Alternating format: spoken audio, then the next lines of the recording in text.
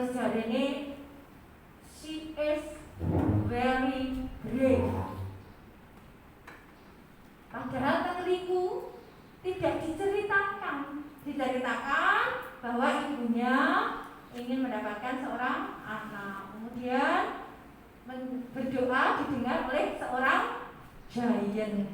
Terus giantnya ngapain Bapak Ibu? Memberi grant the wish, mengabulkan harapan under one condition. What is the condition? When Timotheus is already teenager, the mother have to give her to the giant. And what happened after Timotheus grown up? Oh, the mother didn't keep the promise. Terus kalau begitu, kok nilai moralnya itu kok jadilah anak yang berani, so itu sepangendi gini. Oh, anu gini kan, the mother didn't want to give her daughter to the giant, and it means she broke her promise. Is it a good moral? No, saya masaknya giant nggih. Sampai hari ini giant itu bayangannya mesti gimana Bapak Ibu? Physically besar, ganteng bukan Bu? Handsome or not? No, cruel, mean, ugly, oily skin, black, cruel rambutnya. Bisa kan? Padahal enggak loh, boleh enggak kita menceritakan giantnya itu ganteng? Boleh. Nah itu yang saya maksud dengan body inovasi. Giantnya itu sebenarnya baik nggak? Baik banget. Ada orang berdoa setiap malam dia nggak tega kok. Dia kan cuma liwat-liwat nih. Lalu Bu Srini every day, every night sobbing and begging. Ya Allah, please give me a child, give me a child. Giantnya itu loh, si buruk rupa the beast itu hatinya luluh kok. Terus dia punya kekuatan kan? She gave or she grant her wish under one condition. Mono jahat sekali. Kok moral value-nya kok selalu timun emas is a very brave. Kalau very brave dia lari nggak? Enggak, dia negotiating. Tidak kan? Nah boleh nggak diubah begitu? Itu yang disebut dengan pertanyaan plot. Mana tadi? Plot atau alur. Nah saat ini betul tahu soal tentang plot karo alur.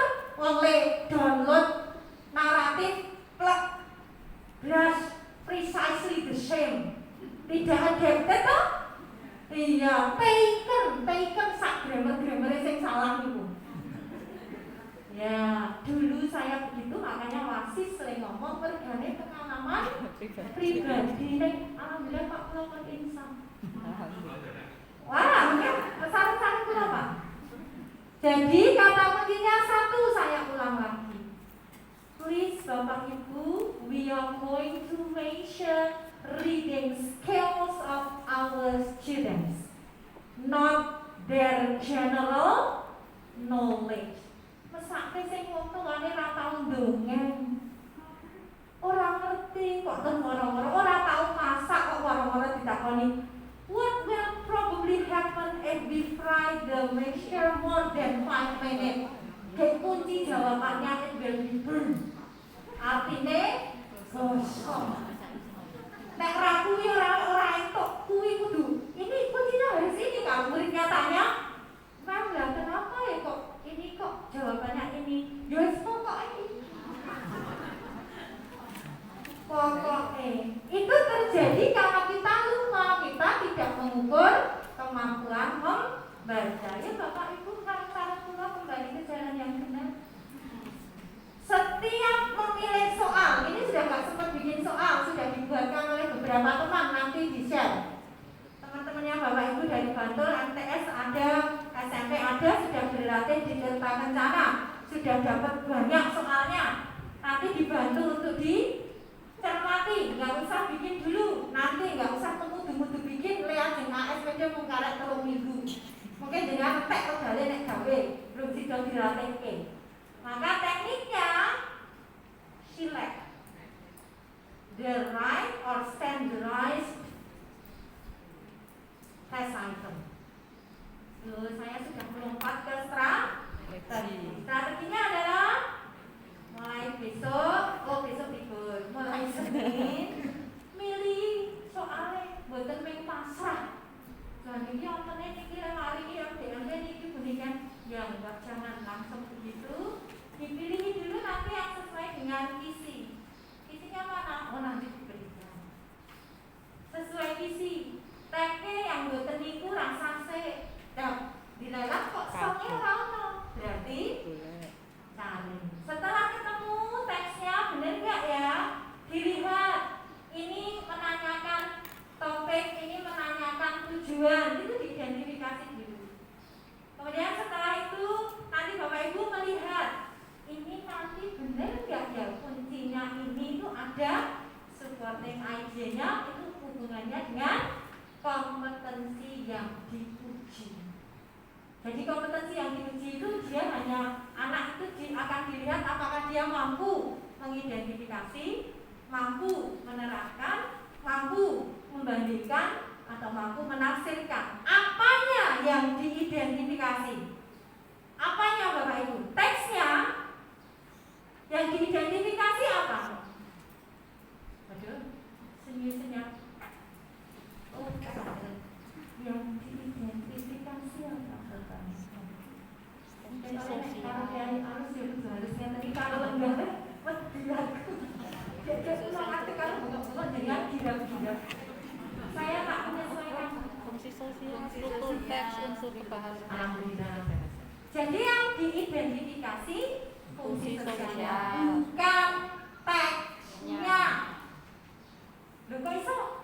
Ya iso, ya nek teks nanti mengidentifikasi teks juga gue tinggal bilang begini, oh ini naratif, oh ini report, itu mengidentifikasi teks. Ini yang diidentifikasi, yang dibandingkan, yang diterapkan, yang ditafsirkan apa? Fungsi sosial. Iya, fungsi sosialnya, strukturnya, unsur kebahasaan. Ya. Lalu ada keterangan di bawahnya, kompetensi tidak sama dengan level kognisi. Setuju nggak Bapak Ibu? Mesti setuju. Oh, moga-moga tidak. Kesini dulu karena kita balik ke sini. Nah ya, saya ulangi lagi, saya ingatkan. Tadi kita kan bicaranya setuju ini toh. Nah, kita sedang sampai pada lingkup materi atau yang paling pink itu, yang pink itu berarti kan penting banget, itu adalah materi esensial. Materi esensial sekarang kita tahu jawabannya, teksnya yang keluar apa? 1, 2, 3, 4, 5 dan seterusnya, dan ada grafik, tabel atau gambar. Terus yang ditanyakan apa? Yang ditanyakan bisa jadi fungsinya, bisa jadi strukturnya, bisa jadi unsurnya. Terus nanti model soalnya gimana? Model soalnya 40 butir soal, semuanya pilihan ganda. Yang, nah saya masuk di sini. Yang 50% soal L2. L2 itu C3. Mulanya ini diparingi pojokan itu ada diagramnya atau diagramnya, nanti dibaca piyambak. Yang sebelah sini, yang sebelah sini, yang bawah kanan itu adalah level kognitif C1 sampai C6. Betul ngapalke? Mau melihat kira-kira C1 apa sih? Karena kita mau membedakan level kognisi dengan kompetensi. Bapak Ibu, level kognisi dengan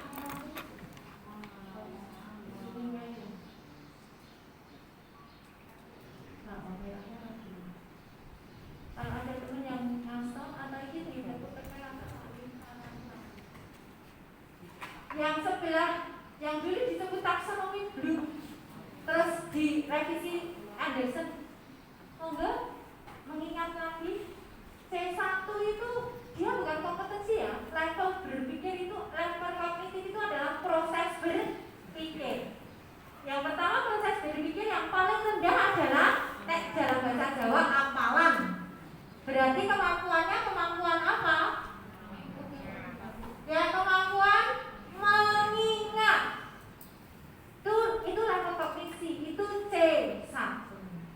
Kemudian kalau C2 apa Bapak Ibu? Di atasnya mengingat, ngapalke, remember. Oh paham, memahami. Ini nanti di PDP yang memahami.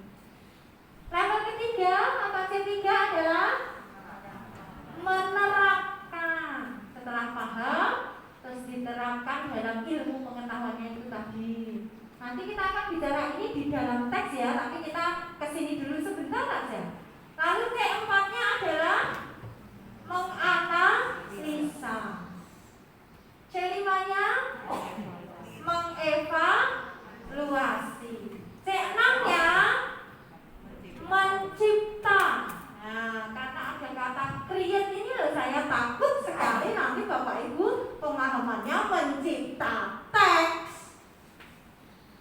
Makanya saya matur tadi, kompetensi tidak sama dengan level kognisi. Dilanjutkan tadi Bapak Ibu menulis C1 dan C2 di kurung kurapal dilabeli L1. Ini loh Bapak Ibu. Mengingat dan memahami di dalam kisi-kisi soal diberi label L1. Kemudian untuk C3 itu adalah menerapkan, itu labelnya di kisi L2. Nah sisanya dari C4 itu adalah menganalisa, mengevaluasi dan mencipta. Saya tidak tulis menciptanya karena saya takut Bapak Ibu nanti salah persepsi. Menciptanya itu bukan mencipta teks. Mencipta teks itu kata create itu bukan dalam taksonomi Bloom tapi dalam KD keterangan. Besok lagi ya, itu belajarnya yang itu. Yang ini kenapa? Karena nanti di dalam kisi ada tulisan L1, L2, L3. Level kognisi tidak sama dengan kompetensi. Oh, kalau tak leren. Monggo kita sarang-sarang mencermati bedanya level kognisi dan kompetensi. Kompetensi dapatnya di mana? Kata kompetensi. Kata kompetensi kok jadi saya tadi bisa mengatakan ada. Oh, saya tahu, saya harus pakai dua. Kok tadi saya mengatakan kok ada mengidentifikasi, ada menerapkan, membandingkan, menafsirkan. Bapak Ibu ketemu kata ini di mana? Pinter banget mungkin. Niki kelas 7 mengidentifikasi, membandingkan, menafsirkan. Kelas 9, kelas 8 menerapkan, nggak ada mengidentifikasi.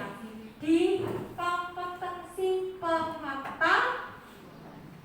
Nanti kalau di keterampilan banyak ada 3, yaitu menyusun teks tulis, menyusun teks lisan, menangkap manapun. Nah kita bicaranya di sini. Ini dapat dari KD. Berarti tadi Bapak Ibu kalau menulis level kognisi C1, C2 sampai C6 itu adalah proses berpikir. Tapi kalau yang di KD meskipun ada menerapkan, ada membandingkan, ini bukan proses berpikir, ini